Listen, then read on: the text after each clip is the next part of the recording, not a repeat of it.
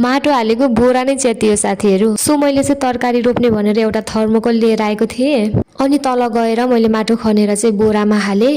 त्यसपछि त्यो माटो चाहिँ मेरो बुढाले बोकेर छतसम्म ल्याइदिनु भयो। म चाहिँ यता ठाउँ खाली गरेर माटो खनाउन लागेको, माटोको बोरा नै च्यातियो।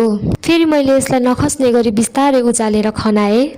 खनाको त आधी पनि भएन कि, यो बक्स धेरै नै ठुलो थियो। फेरि मैले बुढालाई तलबाट माटो खनेर ल्याउनुस् भनेर पठाएँ। अनि माटो ल्याइसके पछाडि बुढाबुढी मिलेर चाहिँ यहाँ ठाउँ मिलाउन लागिरहेका छौँ। अनि मैले चाहिँ होइन टिकटकमा कस्तो राम्रो थर्मोकोलमा तरकारीहरू उब्जाएको देखेर मैले पनि एउटा ट्राई गर्ने भनेर लिएर आएको थिएँ। र मैले चाहिँ यहाँ तरकारीको बिउ पनि रोपिसकेँ। अनि मैले के रोपेँ र कस्तो भयो त्यो चाहिँ अर्को भिडियोमा देखाउँला साथीहरू।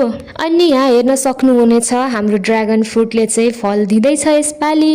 अर्को यतापट्टि चाहिँ खुर्सानीहरू पनि रोप्नु भएको छ बाबाले। र लास्टमा चाहिँ मैले सबैमा पानी चारिदिँदैछु। अनि अघि माटोको धुलोहरू चाहिँ सबै सोरेर मैले सफा गरेर फालिदिएँ। त्यसपछि नास्ता बनाउनुको लागि मैले फ्रिज खोलेँ।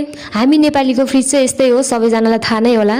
अनि मैले मकै निकालेर भुटेर सबैजनालाई दिएँ, मैले पनि खाएँ।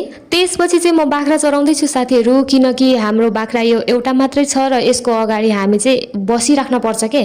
यसले खाने अनि हामी चाहिँ यसलाई हेरेर बसिराख्नुपर्छ। बाई।